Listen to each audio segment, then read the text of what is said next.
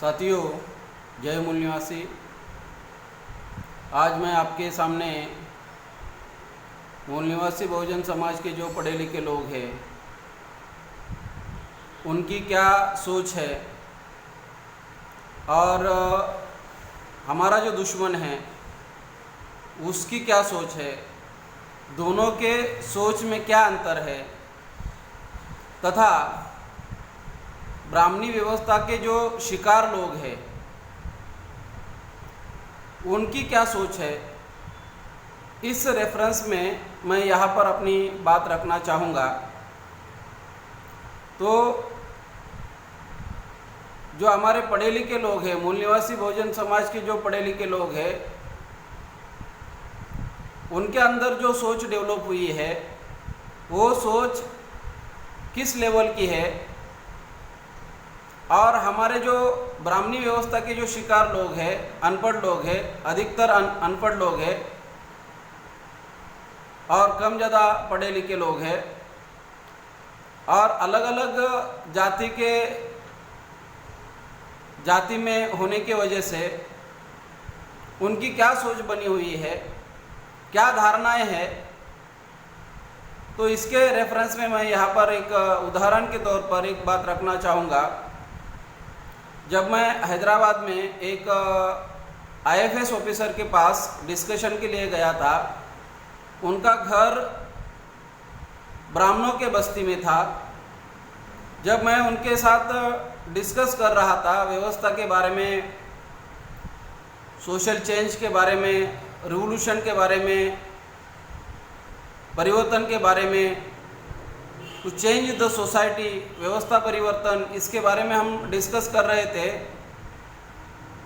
तो उन्होंने मुझे ये कहा कि आप जो बोल रहे हो, जो बात कर रहे हैं, ये सारा कुछ भी संभव नहीं है, ये नहीं हो सकता।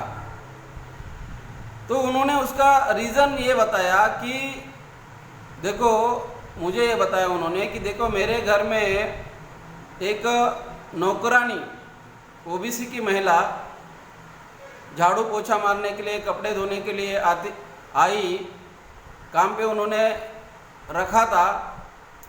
तो जिस दिन वो आई उस दिन उसने वो आईएफएस ऑफिसर के घर में बाबा साहब का फ़ोटो देखा। जब बाबा साहब का फ़ोटो देखा तो उसने दूसरे दिन वो काम पे नहीं आई, छोड़ दिया वो काम। तब इन्होंने ये कहा कि देखो भाई, आप लोग परिवर्तन की बात कर रहे हो, व्यवस्था परिवर्तन की बात कर रहे हो, तो ये नहीं हो सकता, ये संभव नहीं है। ये कास्ट इनके दिमाग में कूट कूट के भरा हुआ है, तो ये सारा असंभव है। ये हमारे बुद्धिजीवी वर्ग का परसेप्शन है, नज़रिया है। इस तरह से हमारे लोग सोच रहे हैं। हमारा पढ़ा लिखा वर्ग जो है इस तरह से सोच रहा है, और जो महिला जो ब्राह्मणी व्यवस्था में शिकार है, जो ब्राह्मणी व्यवस्था में शिकार है, ब्राह्मणों के द्वारा जो उसके दिमाग पर पेनिट्रेशन हुआ है, उसके तहत उसका एक्टिंग है, वो एक्ट कर रही है। तो वो एक उसकी सोच है। उसने ये सोचा कि ये तो मेरे से नीचे कास्ट वाला आदमी है, इसके घर में मैं कैसे काम करूं। चाहे वो कितना भी एजुकेटेड क्यों ना हो, चाहे वो कितना भी उसके पास प्रॉपर्टी वेल्थ क्यों ना हो, तो इस तरह से ये सारा उसके दिमाग में आउट ऑफ इग्नोरेंस से हो रहा है। ये सारा हमारे जो लोग हैं, जो इलिटरेट लोग हैं, अनपढ़ लोग हैं,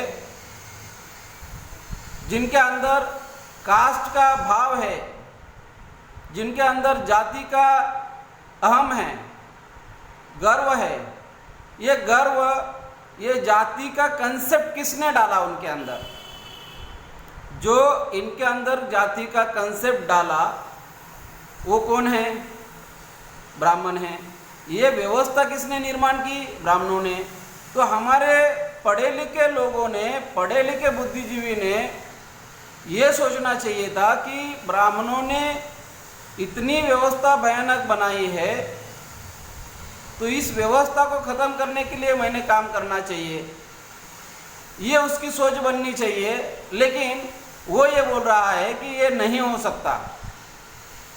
दूसरी बात मैं यहाँ पर ये बताना चाहूँगा, विशाखापट्टनम में जब मैं आंध्रा यूनिवर्सिटी में एक इकोनॉमिक्स के प्रोफेसर के साथ डिस्कस कर रहा था, तब इकोनॉमिक्स के प्रोफेसर उन्होंने मुझे ये बताया कि भाई हमारे लोगों को आज कौन रोक रहा है? एससी, वो प्रोफेसर एससी का था, शेड्यूल कास्ट था। ये आईएफएस ऑफिसर माला था, जैसे मैंने अभी डिस्कस किया। ये प्रोफेसर भी शेड्यूल कास्ट का था, ये मादी का था। तो इन्होंने कहा कि हमारे लोगों को कौन रोक रहा है? आज हमारे लोगों को, एससी एसटी के लोगों को, ओबीसी के लोगों को कौन रोक रहा है?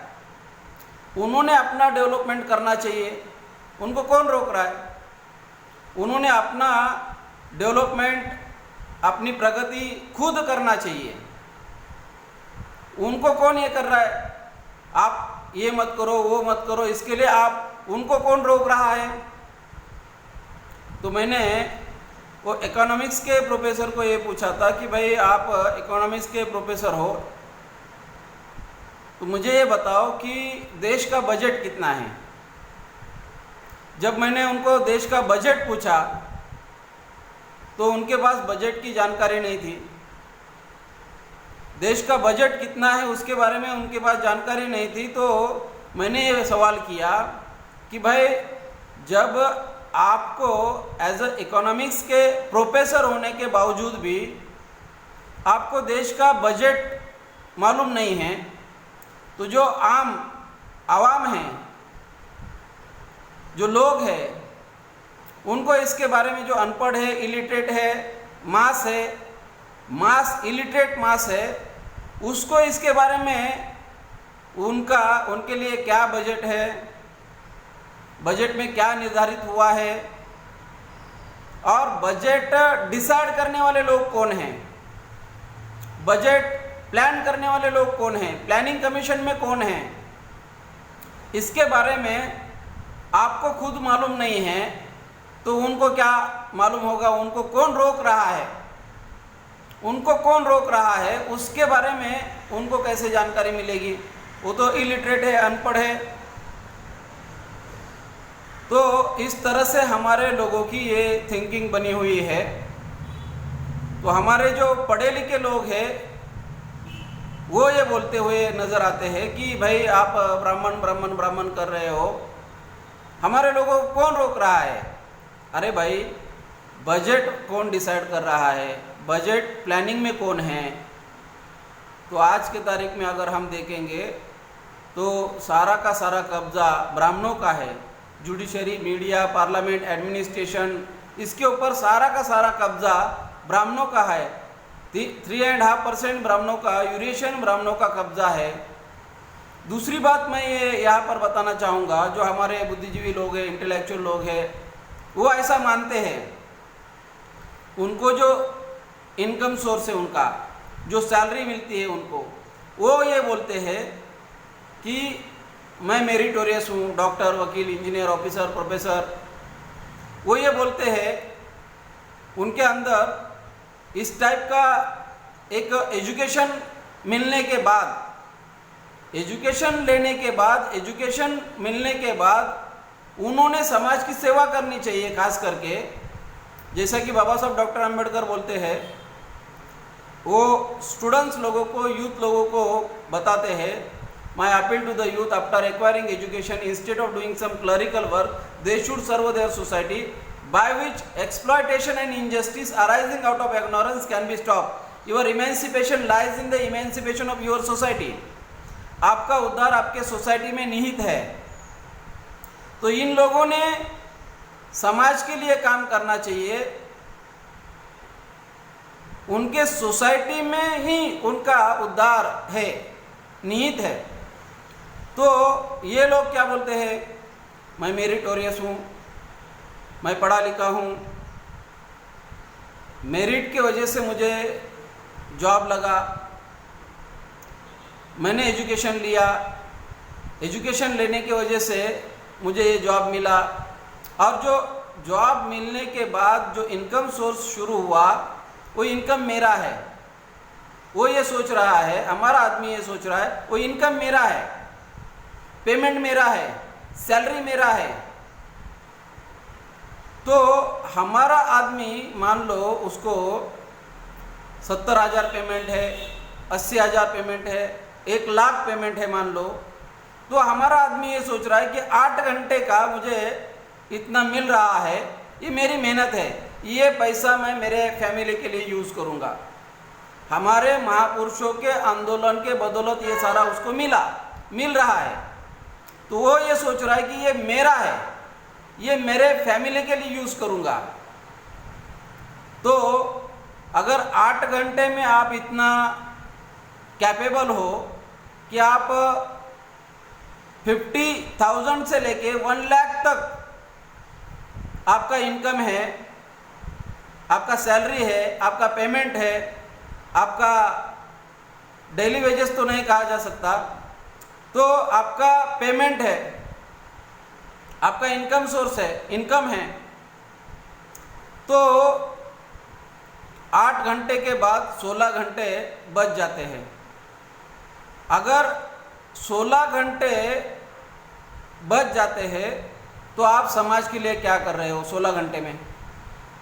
सवाल एक, आप 16 घंटे में समाज के लिए, अगर आप मेरिटोरियस हो, आप डॉक्टर हो, आप इंजीनियर हो, आप प्रोफेसर हो, आप लॉयर हो, तो आप समाज के लिए ये 8 घंटे के बाद 16 घंटे बच जाते हैं, तो आपका मेरिट कहाँ पर है? समाज के लिए जो समाज ने आपको आंदोलन के वजह से, समाज के आंदोलन के वजह से आपको ये मिला, तो आप समाज को क्या दे रहे हो? सवाल नंबर 1। दूसरा सबसे अहम महत्वपूर्ण सवाल ये है कि दुश्मन क्या सोच रहा है? हमारा आदमी ये सोच रहा है कि ये पेमेंट मेरा है, इसको मैं मेरे फैमिली पे यूज़ करूँगा। दुश्मन क्या सोच रहा है? दुश्मन ये सोच रहा है कि ये बजट मेरा है। हमारे दुश्मन की सोच क्या है और हमारे लोगों की सोच क्या है? हमारा आदमी बोल रहा है पेमेंट मेरा है, दुश्मन बोल रहा है बजट मेरा है। तो ये हमारे लोगों की सोच है। बाबा साहब डॉक्टर अंबेडकर बोल रहे थे कि जाओ और अपने घर के दीवार पर लिख दो, आपको शासक बनना है, रूलर बनना है। तो आज के तारीख में ब्राह्मण एज ए रूलर है, तो उसकी सोच क्या है? ये बजट मेरा है। हमारा आदमी उसकी सोच क्या है? पेमेंट मेरा है। पेमेंट कितना है? बजट कितना है? बजट का और पेमेंट का अगर कंपैरिजन करेंगे तो बजट कितना है और पेमेंट कितना है? तो हमारे लोगों की जो सोच है, तो केवल शासक के बारे में, कल 2 दिन पहले मैंने शासक के बारे में कहा था कि ब्राह्मण ये केवल एलियन नहीं है इंडिया के लिए, तो वो हॉस्टाइल भी है, टेररिस्ट है। बाबा साहब डॉक्टर अंबेडकर यहाँ पर शासक, जाओ और अपने घर के दीवार पर लिख दो, आपको इस देश का शासक बनना है। शासक किस लिए बनना है? जो व्यवस्था अन्यायकारी व्यवस्था है, गुलामी की व्यवस्था है, उसको समता, स्वतंत्रता, बंधुभाव, न्याय पर आधारित निर्माण करने के लिए शासक बनना है। ब्राह्मण आज की तारीख में जो शासक है, वो शासक किस लेवल का शासक है? फॉर एग्जाम्पल, बाहर से जो लोग आते हैं, चाइना के लोग आते हैं, वो भी हमारे लिए विदेशी है।